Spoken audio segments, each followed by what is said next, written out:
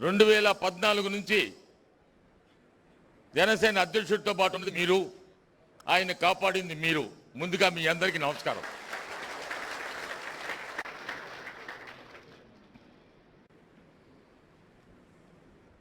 తరచుగా చెప్తుంటారు, 25 సంవత్సరాల్లో నా మనసులో మెదిలింది, ఏదో ఒకటి చేయాలా, ప్రజలకు ప్రజాసేవ చేయడానికి ఏ విధంగా చేయాలనే ఆలోచనతోనే ఉంటే అతని కన్నబెట్టి మాదిరిగా చూసిన చిరంజీవి గారు శ్రీమతి సురేఖ చెప్పింది, నువ్వు ముందు పెద్దోడుగా అయ్యా, అంజనీదేవి గర్భాన్ని జన్మించినా కానీ నన్ను పెంచిన తల్లి సురేఖమ్మన్నారు.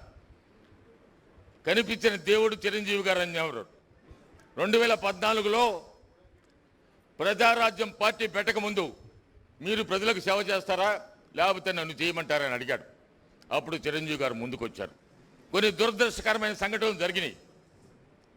దురదృష్టకరమైన సంఘటనలో అటువంటి మహా మనిషిని మేధావిని కొన్ని కారణాల వల్ల ప్రజారాజ్యం పార్టీకి తిలోదకాలు ఇచ్చారు. ఆయనకి ఇష్టం లేదు, ఆ పార్టీ ముందుకు సాగాల. అప్పటి నుంచి తనకు మనసంతా వేరే విధంగా ఉంది. ఏమైనా కానీ తను ఆలోచించాడు. అప్పుడు రాజకీయ నాయకులు ఎవరు లేరు ఆయన దగ్గర, మేము ఎవరం లేము, ఉన్నది అతి కొద్దిమంది. ఆ కొద్ది మందిలో మీరు ముందు ఈరోజు ఈ యుద్ధం చేస్తున్నారంటే మిమ్మల్ని అందరినీ చూసా ముందుకు పోతున్నాడు పవన్ కళ్యాణ్ గారు అని చెప్పి మీ అందరికీ మనవి చేస్తున్నా. ఆ రోజు 4-5 ఉన్నారు ఆయనతో పాటు. మన ముందు కూర్చున్న నగేష్ బాబు, మహేందర్ రెడ్డి గారు, శంకర్ గౌడ్, రియాజ్, ఆ 4 ఉన్నారు. వాళ్ళు ఎంతసేపటికి కూడా ఆయన ఎక్కడికి పోతా ఉంటే అక్కడికి పోవడం. నాకు అప్పుడప్పుడు ఒక చిన్న కథ గుర్తొస్తుంది. శివుడి దగ్గర పట్టాభిషేకం ఎవరైనా చేయాలంటే అన్ని చోట్ల పోయి చూసిరాండి మీరు అన్నారట. సుబ్రహ్మణ్య స్వామి వెళ్ళాడట. అప్పుడు విఘ్నేశ్వరుడు అడిగాడట, నా సంగతి ఏం స్వామి అని, నువ్వు నా చుట్టూ తిరుగుతా ఉండవన్నారు. వాళ్ళలో వీళ్ళు ప్రముఖులు, ఈ 4. ఈ కార్యక్రమం ముందుగా మీ అందరికీ మనవి చేస్తా ఉన్నా, ఇది కేవలం జనసేన కుటుంబంలో అవగాహన సదస్సు మాత్రమే, అంతేగాని మిగతా కార్యక్రమాలు జోలికి పోవడానికి మాకు అధికారం ఇలేదని కూడా మీ అందరికీ అధ్యక్షుడు చెప్పాడని కూడా మీ అందరికీ మనవి చేస్తున్నా. 21వ తేదీ 11వ తేదీ అయిన తర్వాత ఈ మధ్యలో ఒక చిన్న సంఘటన కూడా జరిగింది. విజయనగరం సభ అయిపోయింది, ఎన్నికల సభ. నెల్లిమల్ల సభ అయిపోయింది. బయలుదేరి హెలికాప్టర్లు ఎదుగున్నాం. నేను ఎదురుకుండా కూర్చో ఉంటే రాని నా పక్కన కూర్చోండి మాదాసు గారు అన్నాడు. ఒక పక్కన రామ్మోహన్ రావు గారు, ఒక పక్కన అధ్యక్షుడు. ఏదో మాట్లాడుతూ ఉన్నాడు, ఏం ఆకలి కావడం లేదని. కాదంటే ఒక జామకాయ ఇచ్చాడు, సగం నువ్వు నేను సగం రామ్మోహన్ రావు సార్కి ఇచ్చా. ఉన్నట్టుండి ఒరిగిపోయినాడు, ఒళ్ళో పడ్డాడు. ఆ తర్వాత కిందకు కూలిపోయినాడు. ఆ సంఘటన గుట్టే రాత్రులు పడుకుంటే నిద్రపడ్డంలా. మెలకు వస్తే 20 నిమిషాల దాకా సృహలో లేడు. ఏం జరగబోతా ఉంది ఈ రాష్ట్రంలో పెను తుఫాను రాబోతుందని 24 నిమిషాల తర్వాత former chief secretary Rammohan Rao గారు తలగా ఐసు పెట్టి వస్తా ఉన్నాడు. కింద అంజుబాబు ఆయన దగ్గర ఉండేవాడు. నేను పక్క కాళ్ళు కాడుకుతా ఇక్కడ వస్తా ఉన్నాం. 20 నిమిషాల తర్వాత చేసి నాకేమైంది అన్నాడు. నేను చెప్పా, ఏమైంది అనేది ముందు నేను ఉండేవాడిని నీకంటే నేను చెప్తా. అటువంటి దురదృష్టకరమైన సంఘటన జరిగింది. అయినా కానీ నేను ఎప్పుడు కారణ జన్ముడంటే ఆ అధ్యక్షుడు ఒప్పుకోడు. ఎందుకు కారణం అంటాడు. 21వ తేదీ నేచర్ కూర హాస్పిటల్లో చేరాను. 11వ తేదీ కేవలం మెడిటేషన్ చేసుకుంటే తగ్గిపోద్దని, చాలా మడుగు తగ్గిపోవచ్చింది. అప్పుడు పెద్ద రామ్మోహన్ రావు గారు, తెలుగువారు, ఐఏఎస్ ఆఫీసర్, క్లిష్టమైన రాజ్యంలో చీఫ్ సెక్రటరీగా చేస్తూ 10 సంవత్సరాలు జయలలిత గారికి చేదోడుగా వాదోడుగా కేవలం పాలనా వ్యవహారాలే కాదు, పార్టీ వ్యవహారాల్లో కూడా తనములకలై అన్నాడీఎంకే పార్టీని కింద నుంచి పైదాకా కూడా కాపాడింది, సాధించింది కూడా రామ్మోహన్ రావు గారు అని చెప్పి మీ అందరికీ మనవి చేస్తున్నా.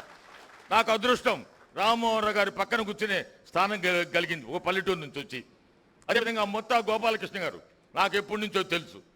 ఆయన మంత్రి కింద, ఎమ్మెల్యే కింద, ఆ కుటుంబం కూడా బాగా తెలుసు. వాళ్ళ వియంకుల కుటుంబాలు కూడా నాకు తెలుసు. ఆయన పార్టీలో చేరినప్పుడు ఒక మాట అన్నాడు, ఈ వయసులో ఇంత ఎట్ట పని చేస్తా ఉన్నామని. నేను చెప్పాను, నేను పార్టీలో మీకంతా చాలా జూనియర్ని. నేను ఇంత సంవత్సరం 4 నెలలే పార్టీలో. ఆ రోజు చెప్పాను, ఆ కుటుంబంతో పరిచయం ఉంది, వాళ్ళ తండ్రి గారితో సంబంధాలు ఉన్నాయి. చెప్పాను, నేను విశ్రాంతి జీవితం అండి, నన్ను వదిలేసేయండి రాజకీయాల నుంచి అని. పర్వాలేదులే రాండి అన్నాడు. సరేను, 14వ తేదీ మహాసభ ఉందేను, ఆ తర్వాత వస్తాను సార్ అని చెప్పాను. సభకు ఎవరు రారంటావా, అందుకని భయపడతా ఉన్నాడు. మీకు రాకపోతే ఈ రాష్ట్రంలో ఎవరికి రానన్నా. సరే పోతూ లేనాడు. బయటకు వస్తూ ఉంటే వాడి వీడియో ప్రెస్ కాన్ఫరెన్స్ పెట్టినాడు. సార్ రమ్మంటా ఉన్నాడు. సార్ చెప్పాడు, కొన్ని సంవత్సరాల నుంచి అడుగుతా ఉన్నాను నిన్ను కుటుంబ సభ్యుడి కిందే కాదు, రాజకీయ అవగాహన కావాలా, నాకు కొంచెం ఇచ్చేదానికి వీలుంటుందని నాకు మనసు కరిగింది. నేను ఎమ్మెల్సీ చేశా, పోలీస్ కార్పొరేషన్ చైర్మన్ చేశా, కాంగ్రెస్లో సీనియర్ వైస్ ప్రెసిడెంట్ చేశా. అప్పుడున్న కంటే ఇప్పుడు చాలా సంతోషం. 1వ తేదీ గచ్చిబౌలి ఒకటే చెప్పారు, నేను రాలేదు, వాళ్ళను మీరు వెళ్ళేసి వాళ్ళకు మంచి విందు భోజనం, ఆయనకు భోజనం పెట్టాలంటే భలే ఫ్యాషన్ ఆయనకు. దానికి ఎప్పుడు చెప్తా ఉంటా. నాకెంతసేపు నెగటివ్ అంటాడు, నేను తొందరగా గచ్చిబౌలని. రామ్మోహన్ రావు గారు చెప్పారు, గచ్చిబౌలి లేదు ఉండాల్సిందే. గాజువాక చూడండి, ఏమాత్రం కూడా సందేహించడు, పెద్ద ఆశ్చర్యం కూడా. ఆయనకంటే వయసులో పెద్దోడు నేను. ఆయన చెప్పదలుచుకుని చాలా స్పష్టంగా చెప్తాడు, క్రమశిక్షణతో ఉన్నాడు ఆయన. అందువల్లనే ముఖ్యమంత్రి జయలలిత గారి దగ్గర మన్ననలు పొందారు. 3 నెలల క్రితం నిర్ణయం తీసుకున్నాడు. చాలా మంది చెప్పారు, ఎందుకు పోతావు, నువ్వు ఇంత విధంగా ఉంది కదా, అది కొత్త పార్టీ అన్నాడు. ఆయన ఏదో ఒక మంచి కార్యక్రమం చేయదలుచుకున్నాడు, అందుకని నేను ఉపయోగపడితే అక్కడికి పోతానని చెప్పి కూడా వచ్చాడు. వచ్చిన తర్వాత మామూలుగా ఒక కార్యక్రమం రూపొందించారు. ఆయన చెప్పాడు 21వ తేదీ కొంతమంది ర్యాండమ్గా పిలిచాడు. అదేవిధంగా మీరు కూడా జిల్లాలకు వెళ్ళండి అన్నాడు. నాకు జిల్లాల కంటే విజయవాడ గుర్తుంటే మన పెత్తనం బాగుంటుంది కదా అనుకున్నా. కానీ రామ్మోహన్ రావు గారు, హరిప్రసాద్ గారు, నగేష్ బాబు గారు ఎవరు పోవాలన్నాడు. ఇప్పుడు అనిపిస్తూ ఉంది, మిమ్మల్ని అందరినీ చూస్తుంటే చాలా అదృష్టవంతుడు నేను. మా తల్లిదండ్రులు నాకు జన్మించిన దానికి, మీరందరూ మీద అవకాశం కల్పించిన దానికి నిజంగా రుణపడి ఉన్నా. ఇంకా పోతే మీడియా అడ్వైజరే కాదు హరిప్రసాద్ గారు, రాజకీయ వ్యవహారాలు కార్యదర్శి అధ్యక్షుడు వారికి. ఆయన కూడా నా మాదిరి విశ్రాంతితం 25 సంవత్సరాల మీడియాలో అనేక ఛానల్స్లో కానీ ప్రింట్ మీడియా పనిచేశాడు. నేను అడిగా, ప్రజారాజ్యం పిలిస్తే ఎందుకు పోలేదు చిరంజీవి గారని. పెద్ద ఇష్టం లేదు సార్, పవన్ కళ్యాణ్ సార్ పిలిస్తే కాదని చెప్పకుండా వచ్చాను సార్ అని అనేక విధాలుగా చెబుతాడు ఆయన. ఎక్కడ ఏం జరుగుతూ ఉందని. ఎన్డీటీవీ వాడు ఇంటర్వ్యూ చేశాడట. ప్రణయ్ రాయ్ ఇంటర్వ్యూ చేయాలంటే కేవలం నరేంద్ర మోడీనో, మన్మోహన్ సింగ్నో, సోనియా గాంధీ చేస్తాడు. కానీ పవన్ కళ్యాణ్ గారిని చేసిన తర్వాత ఈ రాష్ట్రంలో, ఈ దేశంలో ఒక మార్పు వస్తుంది. ఆయన పార్టీ పెట్టిందే మార్పు కోసం. ఈ సమాజంలో 64% మంది బలహీన వర్గాలు, గిరిజనులు, హరిజనులు, మైనారిటీలు, అనేక వర్గాల వారికి రాజ్యాధికారం కావాలని జనసేన పార్టీ పెట్టాడు. మార్పు మొదలైంది. ఆ నంది ఒకటే చెప్పాడు అధ్యక్షుడు, మార్పు నాంది పలికింది. ఏ మార్పు కావాలన్నా కానీ ఒక చిన్న ప్రయోగంతోనే అవుతుందని. మాయావతి గారు పార్టీ పెడితే కన్షీరామ్ గారు 25 సంవత్సరాలు 30 సంవత్సరాలు పెట్టింది రాజ్యాధికారం రావడానికి. కానీ జనసేన అధ్యక్షుడిని పార్టీ పెట్టినే 2019లో అధికారంలో వచ్చేదానికి దారులు వెతుక్కుంటానని చెప్పి అందరికీ మనవి చేస్తున్నా. నిశ్శబ్ద విప్లవం ఉంది, యువతలో మేల్కొన్నాడు. నాకు స్వయంగా 1-2 ఉదాహరణలు కూడా ఉన్నాయి. పులివెందు ఎక్కడో ప్రయాణం చేస్తూ ఉంటే రైల్వే కోడూళ్ళు అడిగారు, ఎవరో పాత స్నేహితుడు కనపడి, ఎక్కడ అంటే నేను తెలియదు సార్, మీరు నాకు తెలుసు, మాది పులివెందలు సార్ అన్నాడు. నేను అడగల, ఎన్నికలు ఈసారి గ్లాస్కి వేస్తాను సార్, జెండా కట్టమని మాత్రం అడగకండి సార్ అన్నాడు. జెండా కడితే చంపేస్తారు సార్ పులివెందల్లోనని. నేను ఒక కుటుంబానికి తణుకులో వెళ్ళా.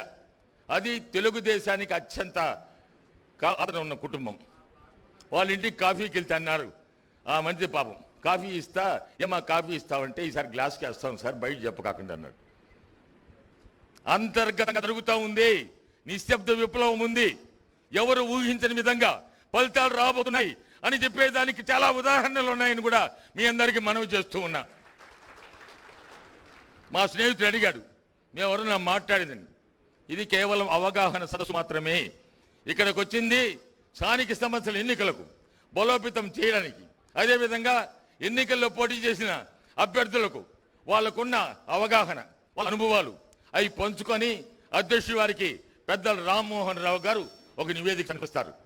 ఇది సమిష్టి ప్రయోగం. మా పంపించాడు ఇక్కడికి, నాతో పాటు నేను, రామ్మోహన్ రావు గారు, హరిప్రసాద్ గారు, నగేష్ బాబు గారు అందరిని పంపించి కనుక్కోమన్నాడు అసలు ఏం జరుగుతూ ఉందని. నేను జనసేన కార్యకర్తలందరినీ కొంటా ఉన్నా. స్థానిక సమస్యలు ఎన్నికలు వస్తున్నాయి, గ్రామంలో జనసేన జెండా ఎగరాల. ఒక్కోసారి ఒక్కొక్క అవకాశం రాకపోవచ్చు శాసనసభ ఎన్నికలు. దయచేసి మిమ్మల్ని కోరుతా ఉన్నా, మమ్మల్ని మన్నించండి. మా తప్పులు ఏమన్నా ఉంటే నా తరఫున, జనసేన పార్టీ తరఫున, అధ్యక్షుని తరఫున ఏమన్నా ఉంటే, ఈ కమిటీ తరఫున తప్పులు తప్పులేమంటే మన్నించమని మళ్ళీ కోరుతా ఉన్నాను వినయపూర్వకంగా. ఒక్కసారి ఆలోచించండి. దీని తర్వాత ఆ శాసనసభ పోటీ చేసిన వాళ్ళు, వాడితో పాటు వచ్చిన ముఖ్య నాయకులు కానీ, జనసేన కార్యకర్తలు కానీ వాళ్ళ అభిప్రాయాలు తెలుసుకోవడం, ఆ తర్వాత పార్లమెంట్ అభ్యర్థి వారి అభిప్రాయం తెలుసుకోవడం, అదేవిధంగా దీనికి స్థానిక సంస్థలకు ఈ పార్టీని ఏ విధంగా గ్రామ స్థాయిలో నుండి బిల్డప్ చేయాలా అనే దానికి పెద్దలు రామ్మోహన్ రావు గారు ఒక నెల నుంచి చిన్న ఎక్సర్సైజ్ కూడా చేస్తున్నాడు, అన్ని తెచ్చున్నాడు. మీరు చెప్పిన సలహాలతో బాగుంటే ఆ సలహాలు కూడా చేకూర్చి అధ్యక్షుడి గారికి ఇస్తాం. జనసేన పార్టీ గ్రామం నుంచి కూడా పైకి వెళ్ళాలా, ప్రతి ఉండాలా. కాకినాడ కార్పొరేషన్ మొదలుకొని మున్సిపాలిటీలో వరకు జనసేన జెండా ఎగరాలా. ఎగిరేది తూర్పు గోదావరి జిల్లా, పశ్చిమ గోదావరి జిల్లా, విశాఖపట్నం జనసేన పార్టీకి, పవన్ కళ్యాణ్ గారికి గుండెకాయ వంటిదని కూడా మీ అందరికీ మనం చేస్తున్నా. దయచేసి ఆలోచించండి. చిన్న చిన్న ఏ రాజకీయ పార్టీలో కానీ చిన్న చిన్న స్పర్ధలు ఉంటాయి, చిన్న చిన్న అభిప్రాయ భేదాలు ఉండొచ్చు, అంతేగాని వైషమ్యాలు ఉండకూడదు. వైషమ్యాలు ఉన్న పార్టీ కాదు ఏ రాజకీయ పార్టీలో అయినా. పెద్ద పెద్ద రాజకీయ పాలకపక్షం, ప్రతిపక్షం కూడా ఒకటే చెప్పారు వాళ్ళు. నిన్న ఆయన పాలకపక్షం అన్నది ప్రతిపక్షంతో సరీకైనాదన్నారు. ప్రతిపక్షం మళ్ళీ చంద్రబాబుతో సరి. మేము ఎవరి పక్షాన్ని లేవు, మేము జనం పక్షాన్ని ఉన్నాం. జనంతో బతికేదానికి పవన్ కళ్యాణ్ గారు ముందుకు వెళ్తున్నారని కూడా మీ అందరికీ మనవి చేస్తున్నా. వాళ్ళకు ఇప్పుడు ఊహలు పట్టడంలా, ఎవరి పాటుకు వాళ్ళు అనుకుంటా ఉన్న సర్వేలు. మాకు సర్వేలతో సంబంధమే లేదు. తొందరలో ఎన్నికలు 23వ తేదీ ఎన్నికల ఫలితాలు వస్తున్నాయి, ఆ ఫలితాల గురించే మాట్లాడమని చెప్పి కూడా అధ్యక్షుడు చెప్పడం కూడా జరిగింది. కాబట్టి అదే ఆ సర్వేస్లో అక్కర్లే, అంతర్గత సర్వేలు ఉన్నాయి. రామ్మోహన్ రావు గారి దగ్గర సపరేట్ సర్వేలు ఉన్నాయి, అధ్యక్షుడు వారి దగ్గర ఉన్నాయి, హరిప్రసాద్ గారి సర్వేలు ఉన్నాయి. వాళ్ళు ఎవరికి చూపించడం కూడా చూపించడంలే. ఒకటి మాత్రం ఉంది, రాజ్యాధికారం చేపట్టేదానికి కన్షీరామ్ గారికి 25 సంవత్సరాలు పెడితే, 30 సంవత్సరాలు పెడితే, పవన్ కళ్యాణ్ గారికి 4-5 సంవత్సరాల్లోనే అధికారం రోడ్డు ముందుకు పోతున్నారని కూడా మీ అందరికీ మనం చేస్తున్నాం. మిమ్మల్ని ఆఖరిసారిగా ఒకటి కోరుతున్నా, చిన్న చిన్న తప్పులు జరుగుతాయి, తప్పులన్నీ సరిదిద్దుకుంటాం. సరిదిద్దుకున్నంత తప్పులేం లేవు. మనకు విభేదాలు ఉంటాయి కానీ వైషమ్యాలు లేవు మనలో. ఏ పార్టీలో అయినా ఉంటాయి, ఏ రాజకీయ పార్టీలో. నేను ఒకటే కోరుతా ఉన్నా, అతనితో పాటు ఉండే అదృష్టం కలిగించిన నా తల్లిదండ్రులు, జన్మించిన తల్లిదండ్రులకు మీ ఓటు మిమ్మల్ని నేను ఒకటే ఈ ఆత్మీయ సమావేశం అడుగుతా ఉన్నా. పవన్ కళ్యాణ్ గారు జీవించండి, మమ్మల్ని మీ కుటుంబ సభ్యులుగా చూసుకోమని